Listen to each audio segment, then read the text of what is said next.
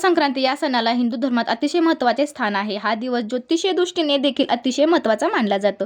नवीन वर्षातील सर्वात पहिला सण म्हणजेच मकर संक्रांती आहे।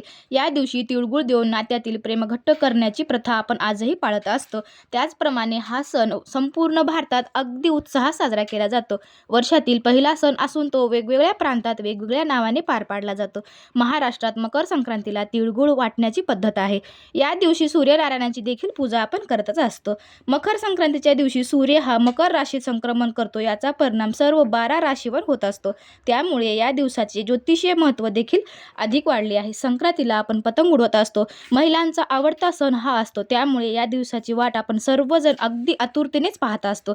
चला तर मग पाहूया मकर संक्रांतीची नेमकी तारीख काय आहे व संक्रांतीचे महत्त्व व ही संक्रांत कशावर आली आहे व रंग कोणता असणार आहे या संक्रांती देवीचा। सर्वप्रथम तुम्हा सगळ्यांना श्री स्वामी समर्थ। हॅलो नमस्कार सगळ्यांना। तर आजच्या व्हिडिओमध्ये तुम्हा सगळ्यांचं मनापासून स्वागत करते आणि हा व्हिडिओ स्किप न करता शेवटपर्यंत आपल्याला पाहायचा आहे। आपल्या चॅनलवर जर तुम्ही नवीन आला असाल तर आपल्या चॅनलला सबस्क्राइब करायचं आहे, बेल आयकॉन प्रेस करायचा आहे, कारण की असेच नवनवीन माहितीपूर्ण व्हिडिओ तुमच्यापर्यंत सर्वप्रथम येतील। भारतीय संस्कृतीतील हा सण आपापसातील कलह विसरून प्रेमभाव वाढवण्यासाठी आपण साजरा करत असतो। या दिवशी प्रत्येक जण आपण तिळगुळ घ्या आणि गोड गोड बोला असे म्हणून आपण एक दुसऱ्यांना तिळगुळ देत असतो आणि वडीलधाऱ्या माणसाचा आपण आशीर्वाद घेत असतो।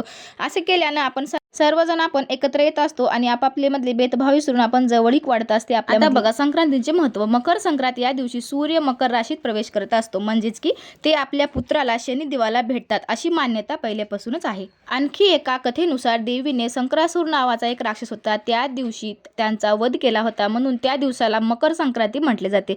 तसेच संक्रांतीचा दुसरा जो दिवस असतो त्या दिवसाला आपण कर म्हणत असतो। या दिवशी कोणतेही शुभ कार्य आपल्याला करायचे नसतात। आता बघा संक्रांतीची तारीख काय राहणार आहे तर 2026 मध्ये बुधवार 14 जानेवारी रोजी आपल्याला ही संक्रांत साजरी करायची आहे।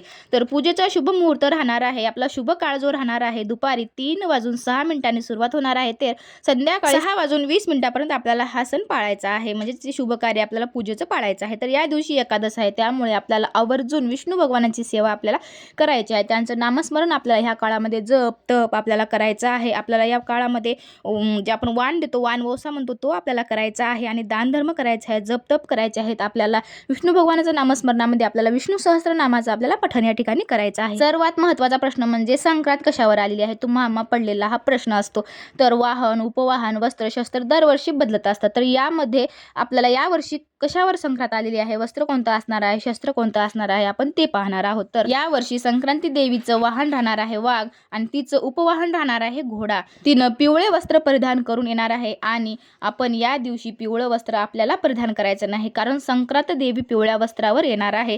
तर संक्रांत देवीच्या हातामध्ये गदा राहणार आहे आणि ती वयानं कुमारी असून ती पायस भक्षण करत येणार आहे, म्हणजेच की या दिवशी आपल्याला दूध किंवा दुधाचे पदार्थ आपल्याला शक्यतो टाळायचेच आहे। संक्रांती देवीचं सर्प जातीचं स्वरूप आहे, तिनं मोती परिधान केले आहे, तिचं नाव मंदाकिनी आहे, ती पूर्वेकडून पश्चिमेकडे जात आहे आणि असं आहे आपल्या संक्रांती देवीचं पूर्ण स्वरूप। तर आपली ही संक्रांत 14 जानेवारी 2026 रोजी आपल्याला साजरी करायची आहे। तर आपली ही माहिती तुम्हाला कशी वाटली मला नक्की सांगा आणि आपल्या चॅनलवर जर नवीन असाल तर चॅनलला सबस्क्राइब करायला अजिबात विसरायचं नाही, बेल आयकॉन प्रेस करून घ्यायचा आहे।